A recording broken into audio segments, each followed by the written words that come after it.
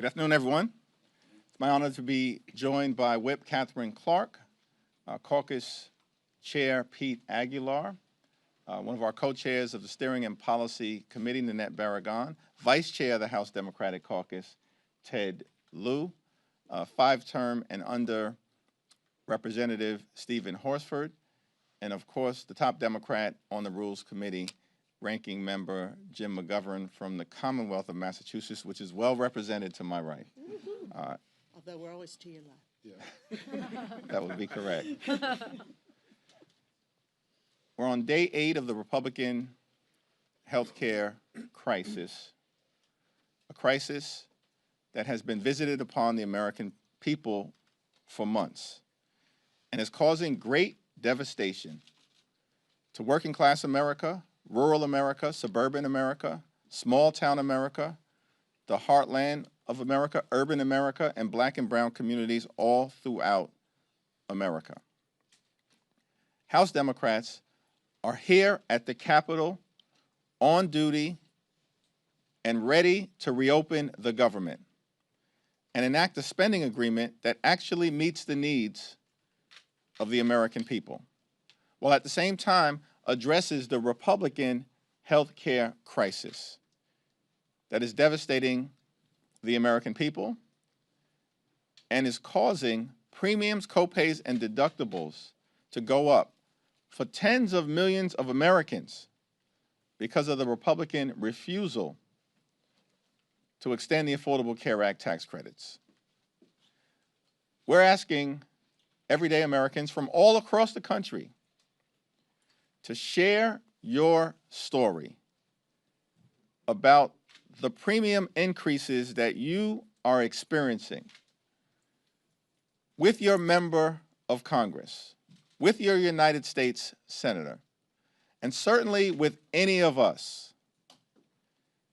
If you've received a letter, or when you receive a letter in the next few weeks, we want you to reach out to us and share that letter with us.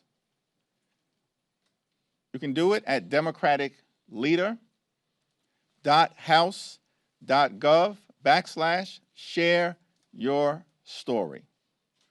That's democraticleader.house.gov/share your story. We are fighting for you.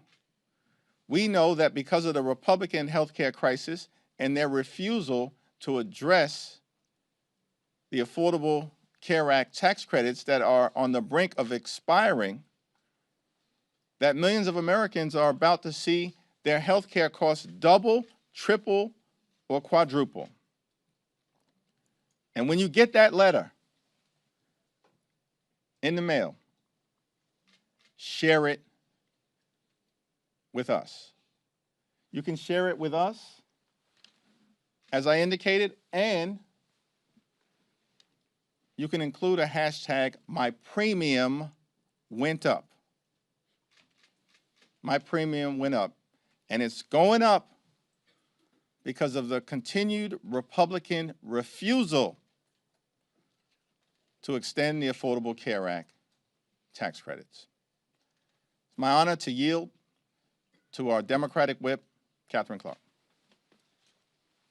Thank you so much, Mr. Leader. We are so grateful for your leadership and your vision at this point of healthcare crisis, and I'm proud to be here with these representatives in leadership of our caucus.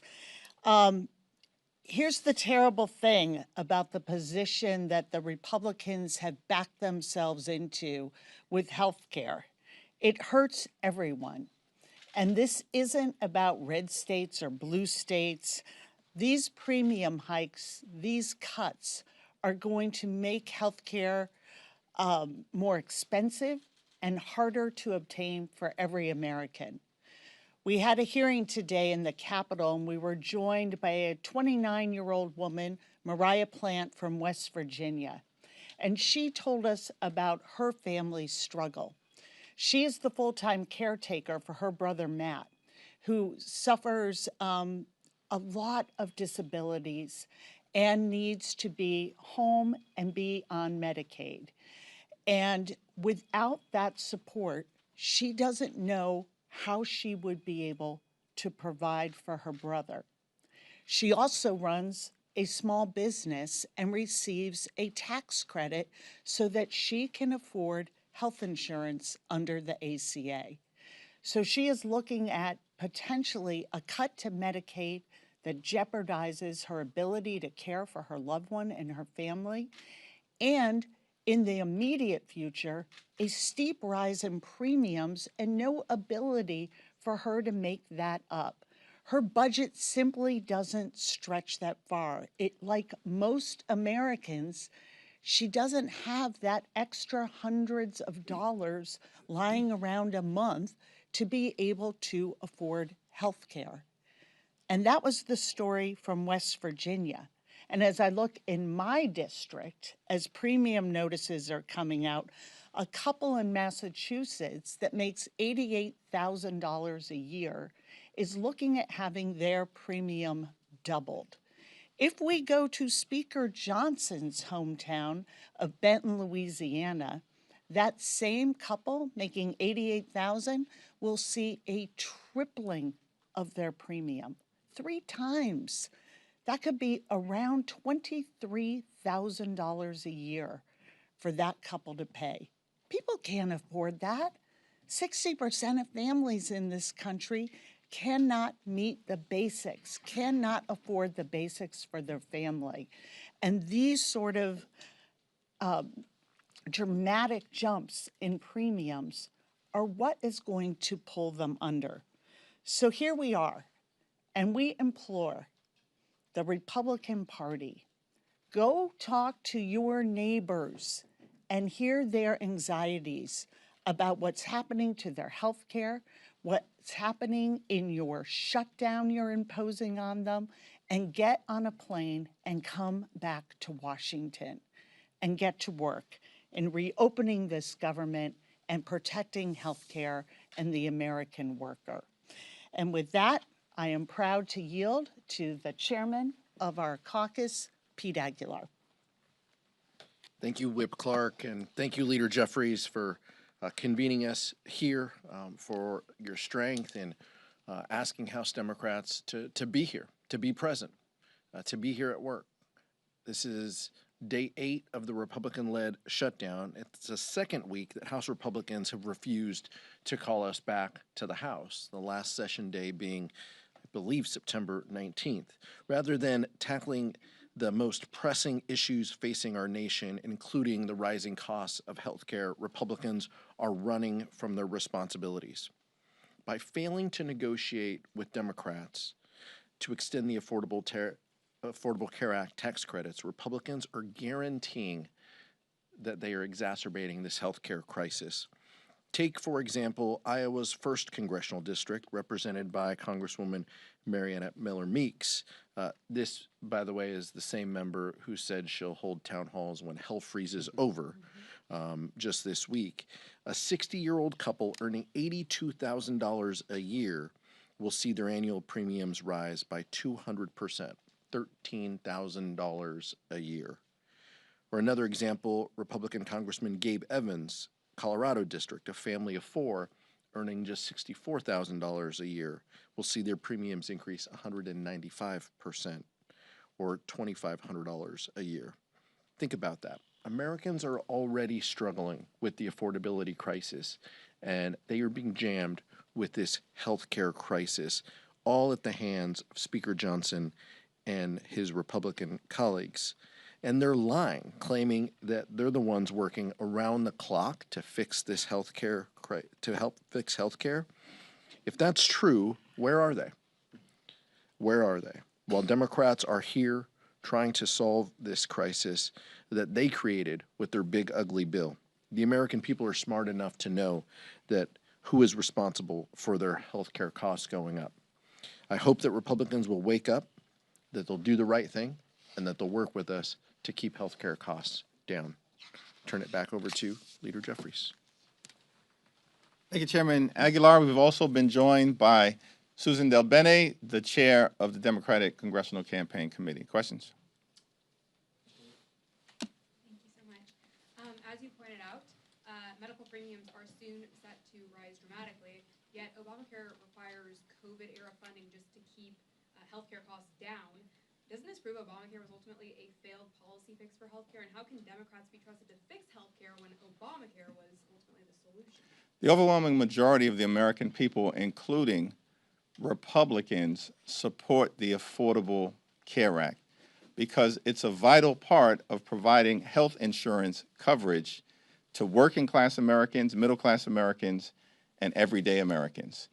Republicans are peddling a lie that the current structure of the Affordable Care Act relates to the COVID-19 pandemic. It has nothing to do with the COVID-19 pandemic. The Affordable Care Act tax credits were put into place as part of the Inflation Reduction Act. That's what we're talking about. Lowering the costs for hard-working American taxpayers at a moment when the Republican healthcare crisis is skyrocketing the cost of living related to premiums, copays, and deductibles. And by the way, we have a cost of living crisis in the United States of America that Republican policies are making worse. Donald Trump and the Republicans spent all last year promising to lower costs on day one. Costs aren't going down, and the American people know it. Costs are going up. Inflation is going up. The Trump tariffs are adding thousands of dollars a year in additional expenses at a moment when everyday Americans are already struggling to make ends meet. And now Republicans have shut down the government rather than extend the Affordable Care Act tax credits to try to make health insurance more affordable, which is why Democrats are in this fight on behalf of the American people. Second row. Leader Jeffries, what do you make of Speaker Johnson canceling House sessions this week, and when do you think he'll call for the House to return? House Democrats were here last week. House Democrats are here this week. House Democrats will be here next week. House Republicans are on vacation right now. That's extraordinary. They canceled votes last week. House Republicans have canceled votes this week. We haven't been in session since September 19th. And on that day, Republicans got out of town before sundown, never to be seen again. As we approach the government shutdown and are now in day 8 of the Trump Republican shutdown. And these extremists don't even want to show up to work when they're requiring hardworking federal employees to show up to work without pay because of the Republican shutdown. And so we've repeatedly made clear we will sit down as Democrats anytime, any place, anywhere with anyone, our Republican colleagues, either here in the Congress or go back to the Oval Office to reopen the government, to enter into a spending agreement that actually makes life better for the American people and that addresses the Republican health care crisis. I don't know if anyone else wanted to add. Yeah. You know, Republicans love to advocate for more work requirements for poor people, people on SNAP, people on Medicaid. Well, I got an idea. Let's have a work requirement for Republicans to show up to Congress and do your goddamn job. I mean, millions of people are about to lose their health care. This is a serious crisis we're in, and we can avoid it. We can avoid people losing their health care, and we can keep the government open. They need to show up. Okay. Michael. Thank you, Mr. Leader. Yesterday you said that 1-year extension on the ACA subsidies was a non-starter. Hakeem said that, told me that red line was not helpful to the conversations that she's having in the Senate with her colleagues on both sides of the aisle. Leader Schumer said this morning that he didn't want to negotiate in public and declined to go as far as you did yesterday. Are you still consistent with red line being no to a 1-year extension, or kind of where are you at today on that? Yes, if anything is presented to us, of course, the caucus will consider it in good faith. But at the moment, here's where we stand. Republicans enacted massive tax breaks for their billionaire donors as part of the One Big Ugly Bill. And they made those tax breaks permanent. while at the same time ripping Medicaid away from 14 million Americans and stealing food from the mouths of hungry children, seniors, and veterans. And then, are we to take the position at this moment in time, in the midst of a Republican healthcare crisis, that we can't provide stability and certainty to working class Americans who rely on the Affordable Care Act tax credits? That's an unreasonable position for anyone in Congress to take at this moment in time, relative to what Republicans have done in ripping health care away from tens of millions of Americans. Our position that has been articulated in a bill that was introduced by Senator Patty Murray and Congresswoman Rosa DeLauro is a permanent extension of the Affordable Care Act tax credits to match the permanent extension that Republicans on their own saw fit to do for the wealthy, the well-off, and the well-connected as part of the Republican continuing effort to subsidize the lifestyles of the rich and shameless. Now, at the end of the day, the caucus, in good faith, will evaluate anything presented from the Senate. But, in our view, as it relates to the Affordable Care Act tax credits and any other effort to address the Republican health care crisis, it has to be meaningful. It has to be meaningful in terms of making a difference in the lives of the American people. Do you maintain that there's no daylight between you and Senate Democrats? Yes. Okay. Back. Thank you, Mr. Leader. You know, there's been a lot of discussion about whether there should be a vote on paying the military during this shutdown. I know some of your members penned a letter to the Speaker asking him to call the House back on it. Today, the Speaker said unlikely because basically the House had the opportunity to have that vote. Do you believe there should be a standalone vote on military pay? I believe that we should pay our men and women in uniform, and I support the effort of our members to make sure that that takes place. And shame on the Republicans for remaining on vacation and even refusing to pay our troops because of their continued effort to gut the health care of the American people, which they're putting above even the men and women of the U.S. military. I don't know if Catherine, Ted, you want to address this? Go ahead, Ted. Having served on active duty in the U.S. military, it is insane not to pay our troops. Some of them are in high-risk missions, and you want them thinking about whether they're going to get paid, whether they can care for their family. You don't want them focused on that. You want them focused on our national security, and this is going to affect our national security. House Democrats are here. Republicans are on vacation. They need to come back and work, and we need to pay our troops. I would just add that Mike Johnson sort of doubled down on this and showed their callous disregard for the Americans involved in their shutdown. Because what he said was a vote to give funding to our troops so they don't miss a paycheck while serving our country would be a show vote. A show vote? I can't imagine anything more disrespectful. And it's just insight into how they are viewing this. You take the deal we are offering to the American people, and the Republican deal is we take your health care away in order to pay for permanent tax breaks for the very wealthiest people. And if you don't take that deal, we're going to shut down government.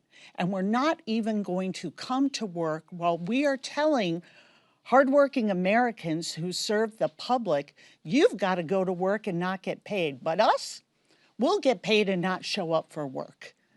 That's how little regard they have for the American people and what they're going through.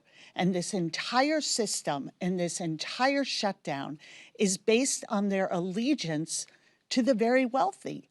And American families are not making it. And every day they make life harder and more expensive. And you can see it in the way they toss aside payment to the troops as a political stunt, some sort of show vote. This is something that we have come together in a bipartisan way at the beginning of every shutdown and voted to do.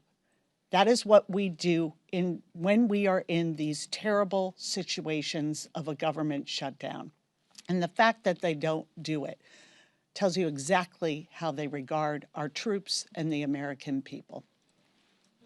Will you call Speaker Johnson and implore him to swear in Adelita Grijalva? We have made clear privately and publicly that Representative Adelita Grijalva should be sworn in immediately, without delay. Mike Johnson swore in 2 Republican members of Congress immediately after their April 1st special elections were concluded during a pro forma session when no one else was even around. And that was done by Republicans because they wanted to jam their one big ugly bill down the throats of the American people so they could rip away health care, steal food from children, and enact massive tax breaks for their billionaire donors. Republicans acted with great urgency to swear in 2 right-wing members of Congress to do in the American people in order to reward the wealthy, the well-off, and well-connected. But now, at this moment, Representative-elect Adelita Grijalva, who won by much wider margins than those 2 Republican members, there is no dispute or controversy relative to her election. And so many of us are asking the question, why the delay, Mike? What's the delay with respect to Representative-elect Adelita Grijalva? Does it have anything to do with Republicans' continuing effort to hide the Epstein files from the American people?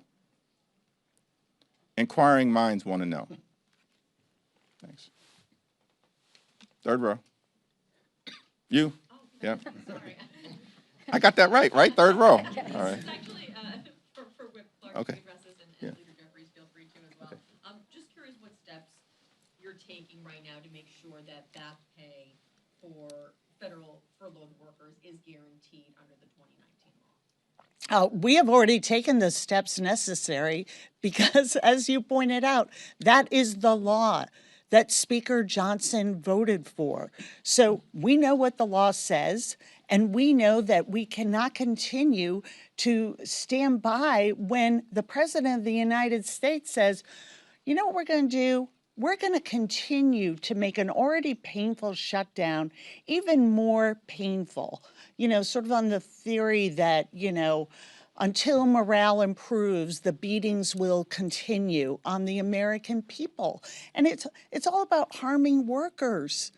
So, and now he's saying, well, maybe it won't withhold the pay for people who are working without pay for everybody, just those non-deserving workers. Mike Johnson knows the law. Donald Trump knows the law. The workers deserve pay. And that's full stop. That is something we voted on in the first Trump administration. He signed that law. So this isn't up for some sort of legal interpretation. That is the law. But that seems to be very out of vogue with this version of the Republican Party. But the law is clear, and we are going to stand here for workers who are being put in the position of having to show up for their jobs and do their work without pay or be sent home and furloughed, and hope that the Republicans come back to Washington and end their shutdown and get people back to work. I want to give Nanette Barragan an opportunity to respond to the Representative-elect Adelita Grijalva situation. Nanette, of course, is the immediate past chair of the Congressional Hispanic Caucus. Well, thank you. I want to echo the leader's remarks and say, look, the Congressional Hispanic Caucus is at the largest it's been. You're going to add a new member. She was duly elected. She's ready to work. She's been showing up here. It's a real disservice, and I think a slap in the face to those constituents that voted for her, that she's not being sworn in to be able to do her work as an official member. And of course, we know that she is set to be the last signator on the discharge petition. So I continue to implore the Speaker to do the right thing. I believe he said yesterday he would get it done, and then they walked it back. But we have a Latina from Arizona who's ready and able, and let's not disenfranchise those voters as they have to sit and wait until the Speaker thinks, this political game ends. We should all really call on him to swear her in immediately.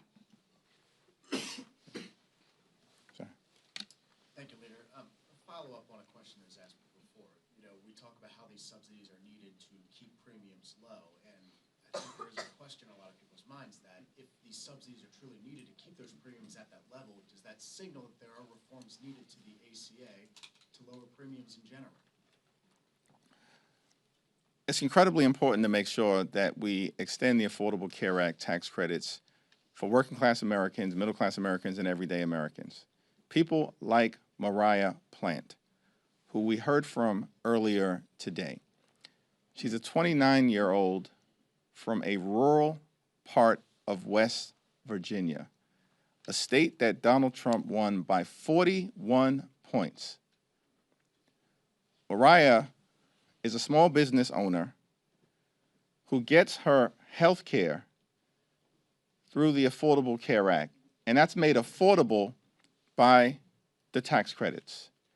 If those tax credits expire, health care will be unaffordable for Mariah. She'll have to pay thousands of dollars more per year, and she's already dealing with the adverse implications of the Republican assault on the health care of the American people related to the largest cut to Medicaid in American history. Why is that? Because Mariah is the sole full-time caregiver for her older brother, Matt. And Matt is legally blind, and Matt is someone who is entirely nonverbal, and Matt is someone who requires full-time care. And because of Medicaid as it currently exists, Matt is able to be cared for at home in a loving environment. But now that's threatened by the Republican assault on Medicaid. You know what's also threatened for Mariah and Matt? The fact that their rural hospital may close because of the Republican assault on the health care of the American people. And then on top of that, Mariah may not even be able to go see a doctor herself because of the Republican refusal to extend the Affordable Care Act tax credits. That's why Democrats are in this fight. It's not a political struggle, it's personal for the American people. And just like we're telling Mariah's story, elevating it, as she did earlier today at our hearing, so courageously and authentically on behalf of everyone else in West Virginia and throughout the country, we're asking the American people to share their stories with all of us about the hardship that you're facing as a result of the Republican healthcare crisis and the need for something to be done about it right now. I want to give Stephen Horsford an opportunity to say anything, and Susan Del Bene. Well, thank you, Mr. Leader. I will just add, as a member of the Ways and Means Committee and Subcommittee on Healthcare, these enhanced premium tax credits, one, are supported by 78% of Americans, and they understand the impact of those tax credits to their ability to afford health care. And just like Republicans made a priority to pass massive tax breaks for the very wealthy, Democrats made it a priority to give tax relief to middle-class families so that they could afford health care. We're using the tax code to help middle-class families afford health care, not the ultra-rich get another tax break for a yacht or whatever else they're buying. This is a matter of life and death, and it's a matter of clear priority by the House Democratic Caucus, led by Leader Jeffries and Whip Clark and the rest of our leadership team. And it is personal, because not only are our constituents dealing with this issue, but members of Congress are dealing with these critical issues. And we will make sure that we continue to defend every person's right to health care. It is an economic imperative, and it's a human right. You know what happens when more people have health care coverage? People are healthier, and we save money.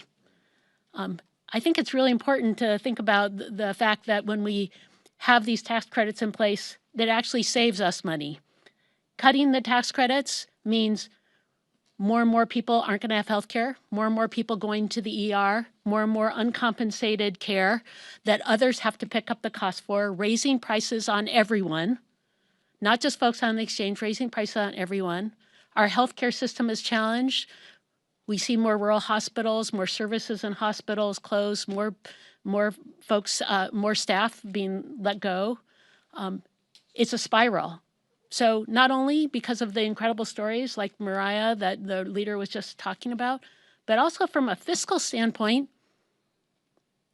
it's the right thing to do. It helps our communities. More people have coverage. It's more fiscally responsible. And yet Republicans are still on vacation and have no plan on how to continue going forward.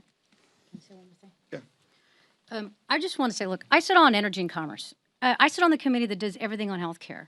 And I can tell you, hearing after hearing after hearing, we are not hearing Republicans come up with legislation or bills that's going to bring down the cost of their health care. On the contrary, everything that's being done is raising cost. So the party in power right now, the Republican Party, who controls what the hearings are not having hearings on how to lower the cost of health care or premiums. Look, we want to make health care is accessible to everybody, whether you're a Democrat, or you're a Republican or independent in rural America, in small towns, in cities like mine. This is about health care. This is about getting everybody access to health care. And I can tell you that we do not have those hearings. The party in charge has not expressed an interest in committee on having hearings on how to bring the cost down. So Democrats are fighting to do just that. Thank you, Mr. Leader. We've talked a lot about the countless Americans who are going to lose their paychecks in a prolonged shutdown. We've also seen lawmakers from both chambers and both sides of the aisle say that they will forfeit their checks to stand in solidarity with those Americans. Are you or any members of your leadership team planning on doing the same thing? That's an individual decision that every member will have to make on November 1st. Hopefully, Republicans will actually get back to Washington well before that, do their job so we can sit down, reopen the government now, enact a spending agreement that makes life better for the American people now and addresses the Republican healthcare crisis now. Have you heard from the White House at all since your meeting with the president? And do you think that he ultimately needs to engage in order to have the Republicans perhaps take up health care as well? In the White House meeting that we had last week, I made clear to the president, with Johnson and Thune sitting right there, that the reason why Leader Schumer and I demanded this meeting is because at the end of the day, nothing's going to happen on the Republican side unless Donald Trump tells them to do it. The Republicans here in Congress have long ago abandoned the notion that they're part of a separate and co-equal branch of government. They don't see their jobs that way. They function like functionaries. like wholly owned subsidiaries of the Trump administration. And all they've done all year, these Republicans here in Capitol Hill, is to rubber stamp Donald Trump's extreme agenda. That's raising costs on the American people and ripping health care away from them at the same time. If we're going to get a resolution here, we need presidential leadership. That's what Donald Trump himself said 12 years ago in 2013. If a shutdown happens, the buck stops with the president. This is now the second time that the government has been shut down under Donald Trump, and he's in the Presidential Witness Protection Program. He's nowhere to be found. He's got time to be on the golf course, but apparently he doesn't have time to sit down with Democrats in the House and the Senate to reopen the government. Thank you, everyone. Two-game series now. Told you what was going to happen yesterday. Go Mariners!